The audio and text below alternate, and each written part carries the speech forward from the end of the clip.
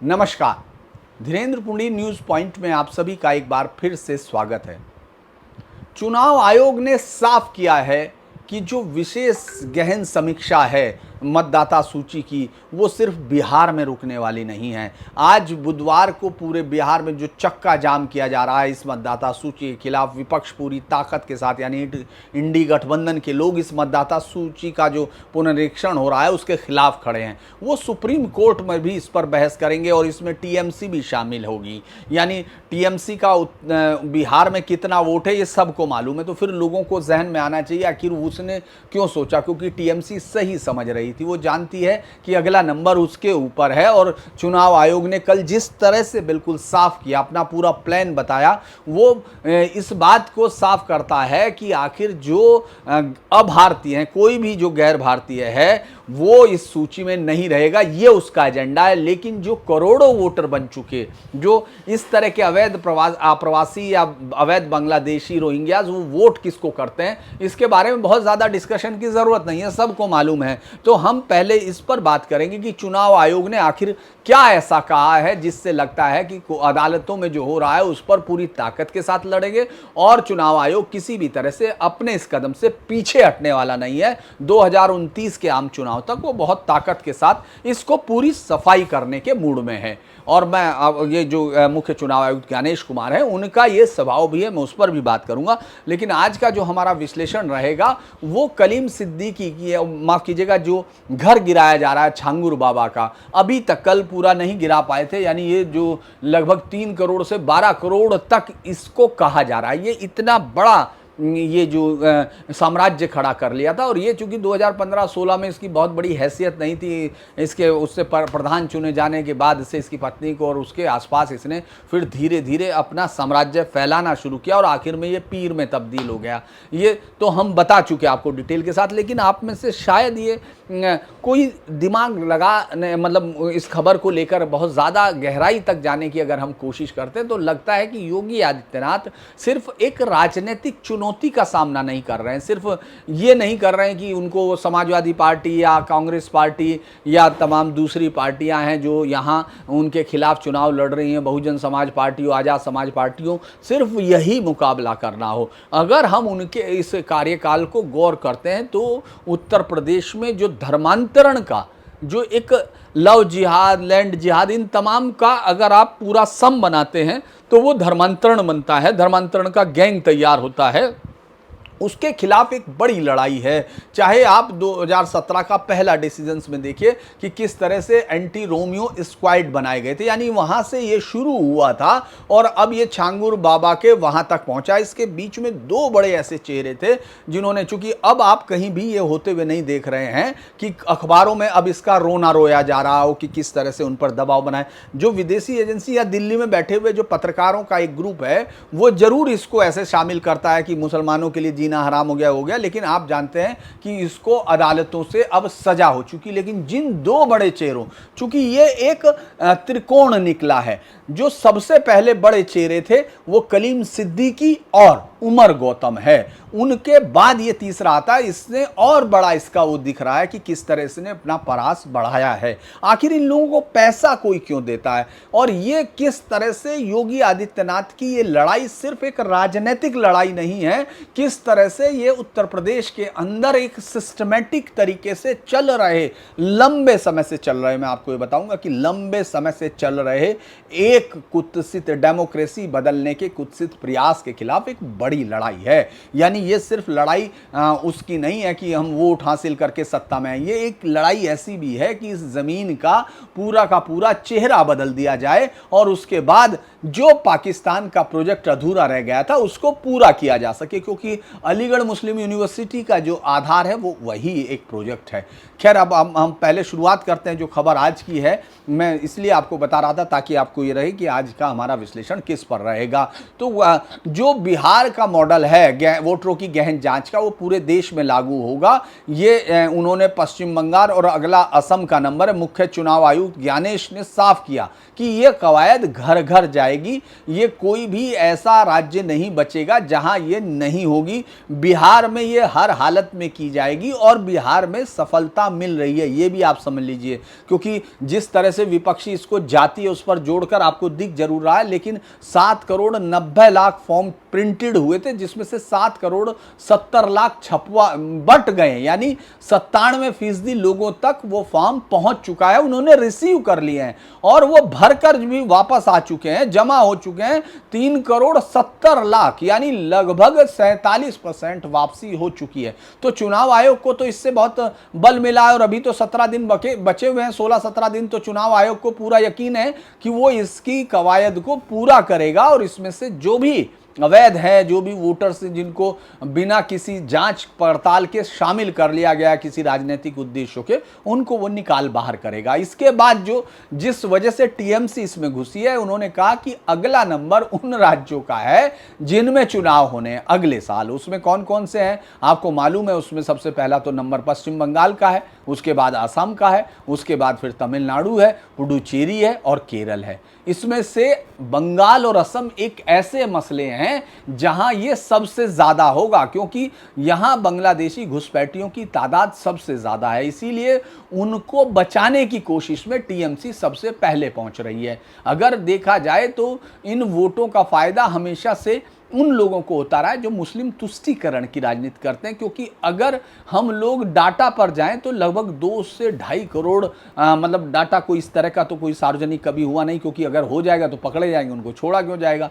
लेकिन इस देश में जो अनुमान लगाया जाता है 2 से 2.5 करोड़ बांग्लादेशियों के होने की पूरी संभावना है। और उसमें से ज़्यादातर लोग ये जो पार करते हैं बॉर्डर्स, उनमें लगभग वोटर्स की एज तक हुए होंगे जो यहाँ पहुँचे हुए। तो आप ये सोच के देखिए कि अगर 60-65 करोड़ वोट पड़ता है, 50-55 करोड़, और उसमें 2 करोड़ के करीब इस तरह का अवैध वोट हो, और किसी राज्यों में जब उसकी संख्या लगभग 6-7% पड़ जाए, तो आप बीजेपी और जो टीएमसी का अंतर है वो महज 4 से 5% का अंतर था, अगर आप पिछले बंगाल के विधानसभा चुनाव को देखते हैं। तो ये कितना बड़ा अंतर कर देता है, इस बात से समझा जा सकता है। तो चुनाव आयोग ने तो किसी भी तरह से झुकने से इनकार कर दिया, भले ही आज पूरे उसमें जो चक्का जाम हो रहा हो इंडी गठबंधन की तरफ से, और कल सुप्रीम कोर्ट में इस पर सुनवाई है। उसमें टीएमसी ने जिस तरह से अपने वकील खड़े कर रहे हैं और तमाम वो दलीलें दी जाएंगी कि समय कम है, ये सब है, और अभी इन्होंने सुरक्षा, लेकिन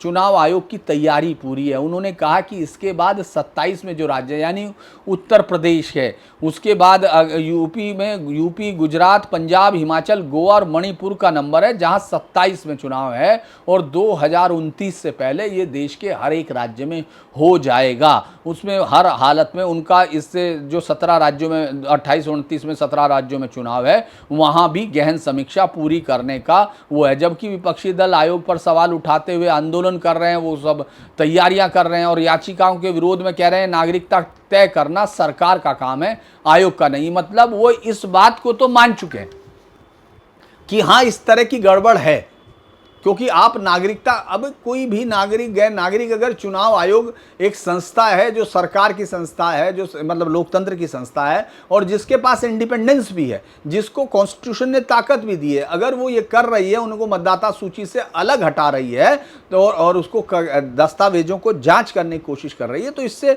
कोई दिक्कत क्या हो सकती है। उसके बाद आधार, राशन कार्ड जैसे दस्तावेज मान्य नहीं, आधार कार्ड हजारों की तादाद में एक रायबरेली में आपको मालूम होगा किस तरह से 50,000 से ज़्यादा सिर्फ आईडी का वायलेशन करके किस तरह से बांट दिया गया, आईडी का गलत इस्तेमाल करके। इसके अलावा आपको हर जगह पर मिलेगा 2-2 आधार कार्ड है, यहाँ तक कि कथावाचक 2-2 आधार कार्ड लेकर चल रहे हैं आजकल। इसके बाद बिहार के 90% लोगों के पास यही है, ये वो दावा कर रहे हैं जिन्होंने वहाँ लगभग 20 साल 15 साल सत्ता चलाई, उस वक्त उन्होंने कोई भी वो चीज़, जबकि मैं आपको 11 जो आपको भी मालूम है, लेकिन अगर आप कहेंगे तो एक छोटा सा मैं उसको दोबारा पढ़ दूंगा कि जिनमें से शायद ही हो। लाखों लोग दूसरे राज्यों में जाते हैं, उनके लिए बड़ी चुनौती। इसमें कौन सी चुनौती बड़ी है? क्योंकि 2 में से एक जगह आप वोट कर सकते हैं, या तो आप वहां वोट करेंगे जहां काम कर रहे हैं, या जहां आपने मूल वोट बनाया उस पर काम करेंगे। हो क्या रहा है कि ये एक जो बड़ी धांधली चुनाव में होती है कि लोग शहर में यहां वोट डालते हैं, उसके बाद अपने गांव का वोट भी बनाए रखे हैं, चुनाव के वक्त वो वहाँ भी चले जाते हैं। ये अलग किस्म का, इसको एक चूँकि अभी तक इसको वेरीफाई करने का कोई ऑनलाइन सीधा तरीका नहीं बनाया गया कि बाकी सब, तो ये एक बेहतर तरीका है कि अगर लोकतंत्र की प्रक्रिया में चुनाव की वोटों की सूची सही हो, क्योंकि अगर गलत पाया गया तो जिन लोगों के साथ ऐसा हुआ उनका कोर्ट में जाने का रास्ता खुला हुआ, लेकिन पहले ही क्योंकि ये कहा जाता है कि इसकी लोकतंत्र की बंदी की जा रही है, नज़रबंदी और इस तरह के नारों से सिर्फ वो तो इकट्ठा किया जा सकता है जिनको जो आपका वोटर है, लेकिन इससे चुनाव प्रक्रिया साफ होगी ये नहीं। आप उस पर कुछ और आपत्ति लाते हैं, लेकिन ये आपत्तियां मुझे नहीं लगता कि कोर्ट को इनसे बहुत वो होगा। जो दस्तावेज मांगे जा रहे हैं वो भी हम आपको बता देते हैं कि सरकारी कर्मचारी या पेंशन भोगी की आईडी या पीपीओ 1 जुलाई 1987 से पहले सरकारी बैंक, डाकघर, एलआईसी की आईडी, प्रमाण पत्र या दस्तावेज, जन्म प्रमाण पत्र या पासपोर्ट या बोर्ड विद्यालय का शैक्षणिक प्रमाण पत्र या राज्य सरकार का स्थायी निवास प्रमाण पत्र या वन अधिकार प्रमाण पत्र या जाति प्रमाण पत्र, राष्ट्रीय नागरिक रजिस्टर दस्तावेज जहाँ उपलब्ध है, पारिवारिक रजिस्टर, स्थानीय प्राधिकरण द्वारा जारी सरकारी मकान या जमीन आवंटन पत्र। अब आप ये बताइए कि आप ये बात की लड़ाई लड़ते हैं कि साहब हमारे ओबीसी इतने हैं, वो इतने हैं, अगर वो बिना उसके काउंट हुए हैं तो फिर वो काउंट कैसे किए, आपने कैसे किए? बहुत सारे सवाल हैं जिनका जवाब उनको देना होगा, लेकिन चूंकि चुनाव अब इसी तरह से लड़े जाने लगे हैं, चुनाव में ज्ञानेश कुमार मुझे लगता है मुख्य चुनाव आयुक्त इसको करने में, चूँकि बहुत ही कानूनी तौर पर पुख्ता एक आईएएस इस तरह के आईएएस है जिसने जब जम्मू कश्मीर डेस्क पर वो थे उसी वक्त धारा 370 हटाई गई थी, यानी वो पूरा महती कार्य जिसको इस देश में करने की कोई सोच नहीं रहा था, यहाँ तक कि इसको हटाने की इच्छा करने वाले लोगों की कल्पनाओं में भी नहीं था कि ये हटेगी, वो हटाई गई। उस वक्त भी उनके समय ये तमाम चीज़ें और तमाम इस तरह इससे बड़ी तैयारी उस वक्त की गई थी, क्योंकि एक तो इसको गोपनीय रखना था और दूसरा को हटाना था, और पूरे राज्यों की व्यवस्था, चूंकि इस पर तो पाकिस्तान जैसे देश के साथ तुरंत झगड़े की उम्मीद थी, उसके बावजूद इस कार्य को किया गया। तो मुझे लगता है चूंकि मैंने उस वक्त उनको अच्छे से कवर किया हुआ है, तो मुझे लगता है कि ज्ञानेश कुमार पूरी तैयारी के साथ ही मैदान में उतरे होंगे। कल सुप्रीम कोर्ट में बहसें देखी जाएंगी, दलीलें देखी जाएंगी और सुप्रीम कोर्ट क्या कहता है ये भी देखा जाएगा, क्योंकि इन सुप्रीम कोर्ट के फैसलों पर अब जनता की नज़र ज़्यादा रहती है। नेता और जो वकील हैं वो कितनी प्रतिक्रियाएं देते हैं बाहर निकलकर माइक के सामने, उससे ज़्यादा प्रतिक्रियाएं आपको सोशल मीडिया पर दिखाई देती हैं। तो मुझे लगता है कि एक बड़ी दिलचस्प लड़ाई होने जा रही है।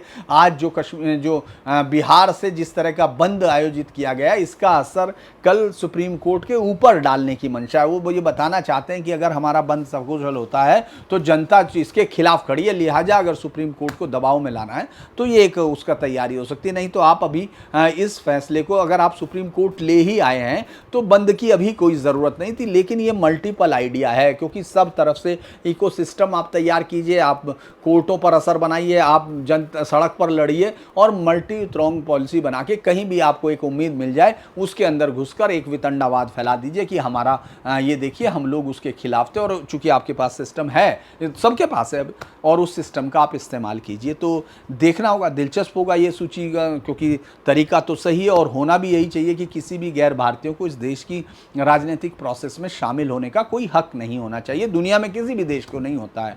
तो ये एक बड़ा इंतजार करने की बात है। लेकिन हम चलते हैं आज के, क्योंकि योगी आदित्यनाथ ने आज भी छांगुर बाबा का भवन वो गिराया जा रहा है, जो छांगुर पीर है उसका जो वो पूरा का पूरा जो मकान जिसको 3 करोड़ से 12 करोड़ तक अलग अलग अखबार अलग अलग चीज़ें बताते हैं और जो सब चीज़ें, लेकिन ये ज़रूर है कि वो इतना बड़ा 2 से 3 बीघे में फैला हुआ इतना बड़ा निर्माण है कि उसको कल 5 बुलडोजर भी गिरा नहीं पाए थे। अब आज उसको बाकी हिस्से को गिराया जाएगा और उसमें से वो हिस्सा गिराया जा रहा है जो अतिक्रमण करके बनाया गया है। इसके साथ एक और बड़ी खबर, चूँकि माफ़ कीजिएगा मैं उस खबर को फिर एक छोटी खबर के तौर पर मुझे लगता है अलग कर देना चाहिए, क्योंकि अब इससे आगे हम बढ़ चुके हैं तो इसी तरफ बढ़ते हैं, वरना माफिया मुख्तार अंसारी के जो ज़मीनों का उस पर भी फ्लैट बन चुके हैं, वो भी वो बने, उस पर मैं फिर बाद में दूसरे वीडियो में डालता हूँ। तो अभी हम छांगुर बाबा, दरअसल अगर आपको लग रहा है कि योगी आदित्यनाथ सिर्फ राजनीतिक एक लड़ाई लड़ रहे हैं, तो फिर मुझे लगता है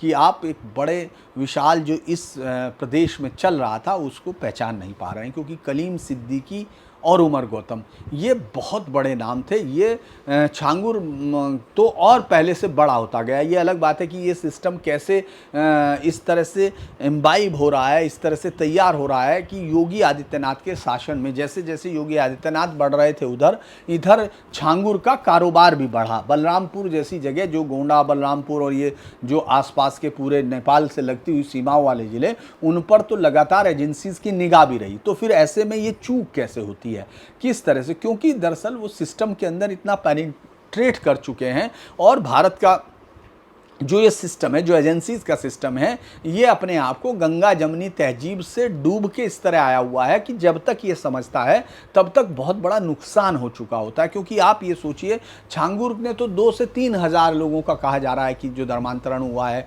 क्योंकि इसके ज़्यादातर जो अनुयायी हैं वो वही हैं जिनको इसने धर्मांतरित किया, यानी हिंदुओं से मुस्लिम किया है। और इसमें आप ये सोचिए कि आप उन लोगों को धोखा देकर, झूठ बोलकर और प्रेशर से या दूसरे तरीकों से अपना रहे हैं। आपको कोई भी चीज़ इस तरह से नहीं है कि आपको बहुत धर्म के बारे में आप बता सकते हो, ऐसा भी नहीं है। लेकिन चूंकि दूसरे धर्म के बारे में कोई बोलता नहीं है, कोई इस तरह से हिंदुत्व का कोई बचाव करने वाला, इस तरह कोई ऑन करने वाला नहीं होता, लिहाजा आप उनको जो भी पढ़ा रहे हैं उसको लेकर धोखे के साथ आप तैयार करते हैं और उसके बाद उसकी मजबूरी होती है कि वो आपकी दी गई मान्यताओं को ढोता रहे।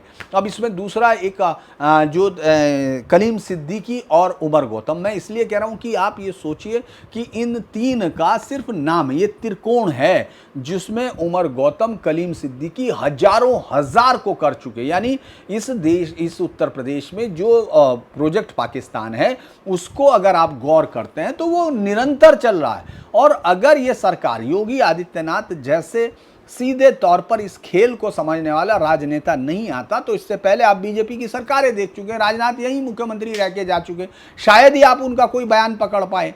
तो ये इस तरह के वो है जिसके लिए योगी आदित्यनाथ जैसा जो शख्स है, जो ये समझता है कि धर्म का अर्थ किस तरह से उसका अनर्थ किया जा सकता है, वो इसको समझता है। इसीलिए मुझे लगता है कि जब हम वहाँ से शुरुआत करते हैं, मैं इन तीन के बारे में आपको डिटेल से जानकारी देना चाहता हूँ, क्योंकि छांगुर के बारे में मैं बता चुका हूँ किस तरह से एफआईआर के साथ, चूँकि हम ही ने सबसे पहले उसको आप लोगों के साथ शेयर किया था एफआईआर के साथ कि किस तरह से राजपूत ब्राह्मण लड़कियों के रेट खुले हुए थे, पिछड़ा वर्ग की लड़कियों के रेट खुले हुए थे और दलित लड़कियों के रेट खुले हुए थे। तो ये रेट किस लिए खुले हुए थे? ये उसी क्रम में खुले हुए थे कि उनको कन्वर्ट करना है। तो आप ये सोच के देखिए रेट किसको दिए जाते हैं।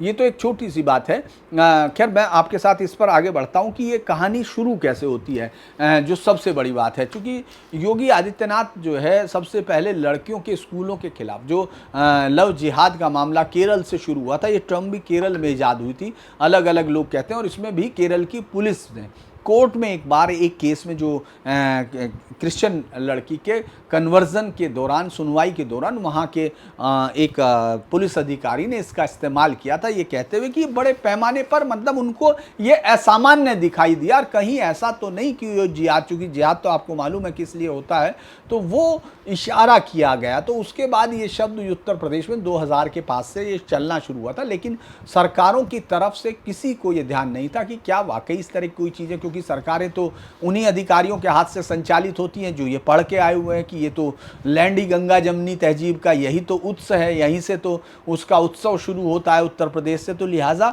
वो इस आबादी के जिस चुपचाप किए जा रहे धर्मांतरण के काम को, जिसको धर्मांतरण पूरा मिला के किया जाता है, अलग अलग, लैंड जिहाद अलग है, थूक जिहाद आप अलग सुनते हैं, ये अलग अलग नाम दे दिए। तो शुरू में हंसी आती थी और ऐसा लगता था कि यार ये किस तरह की जो पार्टी है जो इस तरह का प्रचार कर रही है। लेकिन धीरे धीरे अब आप रोज दूध में थूकते हुए देख रहे हैं, रोटियां बनाते थूकते हुए देख रहे हैं और चलते हुए कांवड़ पर थूकते देख रहे हैं आप। ये सब चीज़ें आपको दिखाई दे रही हैं तो आपको ये लगने लगता है कि आखिर वो है क्या।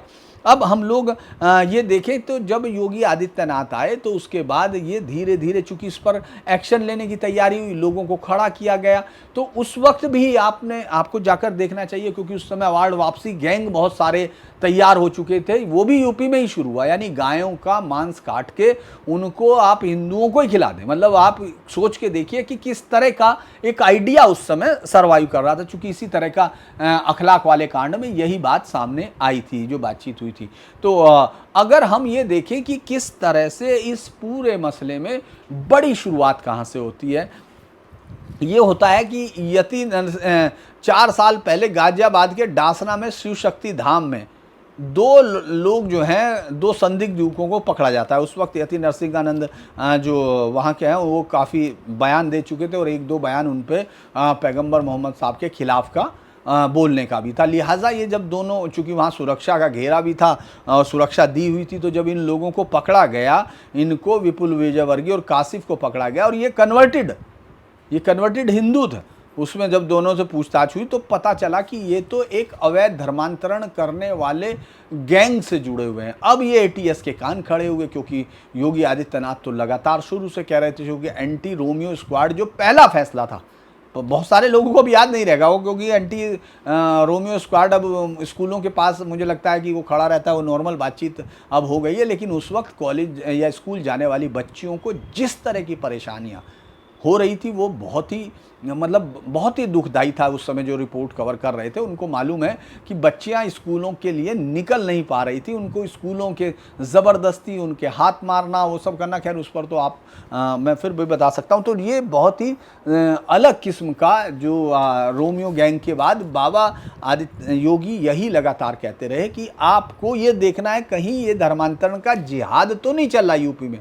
और उस वक्त अधिकारी उस बात को सुन तो रहे थे, लेकिन इस तरह से कोई चीज़ जांच में नहीं आ रही थी। जब इन दोनों से पूछताछ हुई तो पता चला कि उमर गौतम व जहांगीर जो है वो मूक बधिर बच्चों, महिलाओं, कमजोर आय वर्ग के लोगों को डरा के प्रलोभन देके बड़े पैमाने पर अवैध मतांतरण का वो कर रहे हैं, गिरोह चला रहे हैं। तो ये बात बहुत लंबे समय से, चूंकि कलीम सिद्दीकी पर तो निगाह थी, जब वो उमर गौतम के करीब पहुंचते हैं तो पता चलता है कि मौलाना मेरठ का रहने वाला एक कलीम सिद्दीकी है और वो डॉक्टर फराज शाह के साथ है। और तब ये पता चला कि ये तो विदेशी फंडिंग हो रही है। अब आप ये सोचेंगे कि ये कौन है, तो मैं कलीम सिद्दीकी, जिसकी वेबसाइट पर उस वक्त ये लिखा था कि उसने 1 लाख, आप ये संख्या गौर कर सकते हैं, 1 लाख, एक गांव की आबादी 10-15 हज़ार होती है, बड़े से बड़ी, बहुत बड़े गांव की आबादी, 1 लाख लोगों का धर्मांतरण कराने का श्रेय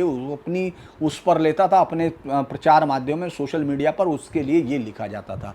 तो ये शख्स जब पकड़ा गया तो पता चला। लेकिन आप ये सोचिए कि कितनी सोची समझी साजिश है।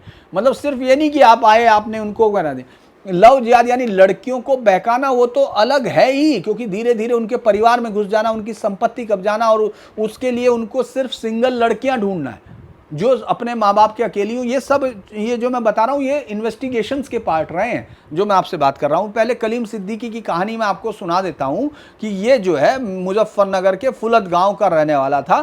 फैजुल इस्लाम मदरसा जामिया इस्लाम वलीउल्लाह भी इसको कहा जाता है। इसने वहाँ से पढ़ा, फिर BSc की डिग्री पूरी की, फिर प्री मेडिकल टेस्ट में इसने 57वीं रैंक की और मेडिकल करने की बजाय ये दारुल उलूम नदवातुल उलमा में इस्लामी अध्ययन के लिए चला गया।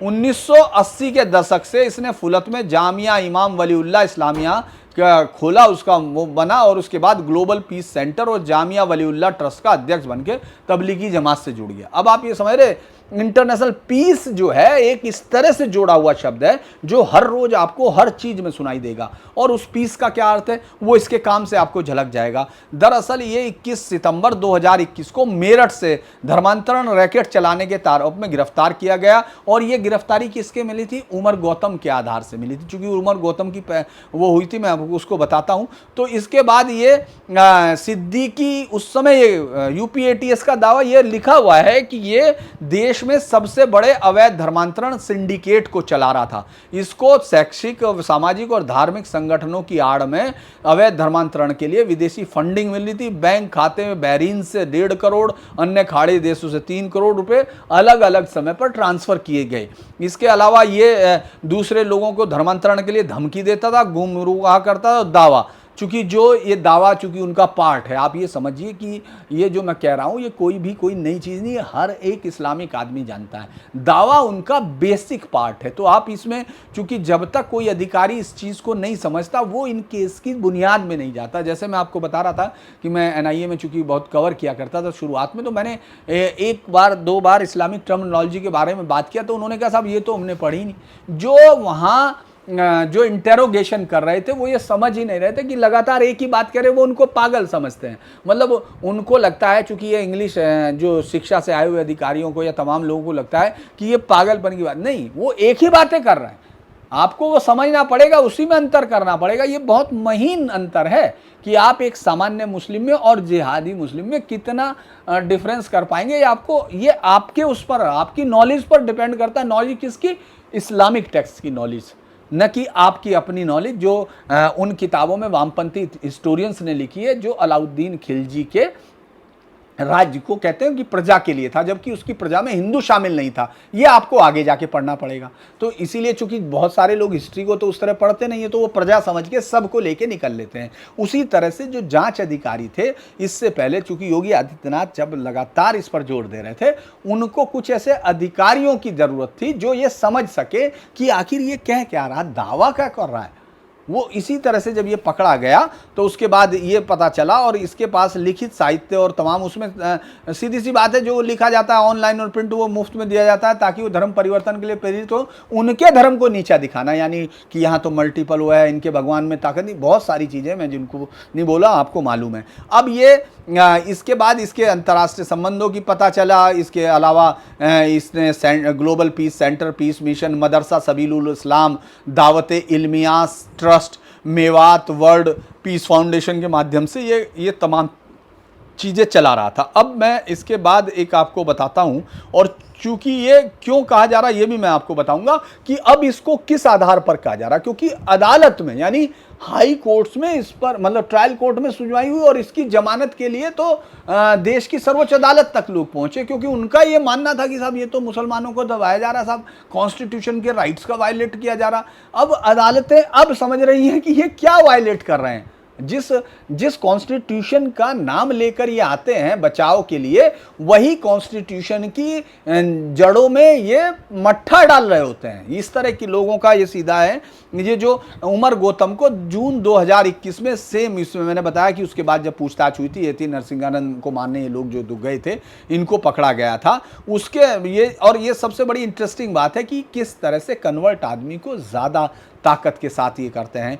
जून 1921 में ये गिरफ्तार किया गया था। ये जो है फतेहपुर जिले का एक ठाकुर परिवार था, और नैनीताल से उच्च शिक्षा बीएससी और एमएससी एग्रीकल्चर से इसने पढ़ाई की थी, और उसी दौरान मुस्लिम दोस्तों के संपर्क में आया। जो मैंने कहा कि दावा, तो आप उसको समझिए, वो दावा के चक्कर में आया और उसके बाद वो कन्वर्ट हो गया। और उसके बाद इसने पूरे देश में इसको इतना ज़्यादा जिहाद का वो हुआ कि धर्मांतरण का रैकेट का सरगना बन गया। ये पाकिस्तान की खुफिया एजेंसीज और उन सब से धन लिया, विकलांग बच्चों और कमज़ोर समूहों का इस्लाम में धर्मांतरण कराया। इसका मॉडस ऑपरेंडी सबसे बढ़िया था। इसने इतना खतरनाक तरीका अपनाया कि ये जो मंद बुद्धियों के स्कूल्स हैं, माफ़ कीजिएगा, जो मानसिक तौर पर जिनका विकास पूरा नहीं होता, उन लोगों के लिए उन सब के स्कूल्स, लड़कियां जो इस तरह से अकेली रह रही विधवाएं, इन सब पर इस आदमी ने गिद्ध की तरह निगाह रखी और उनका धर्मांतरण का एक अजब सा रैकेट तैयार किया जिससे कोई बच के नहीं निकल सकता था। और चूंकि छूट है, किसी भी सरकार के सिस्टम को ये पता ही नहीं चल रहा था कि आखिर हो क्या रहा है, क्योंकि नाम तो वही रहना है। छांगुर बाबा में सामने आ चुका कि जो नीतू है वो बन चुकी है, मुस्लिम नसरीन बन चुकी है, लेकिन वो संपत्ति अभी भी नीतू के नाम से खरीद रहे हैं। यानी झूठ में झूठ पे झूठ बुनते चले जाइए।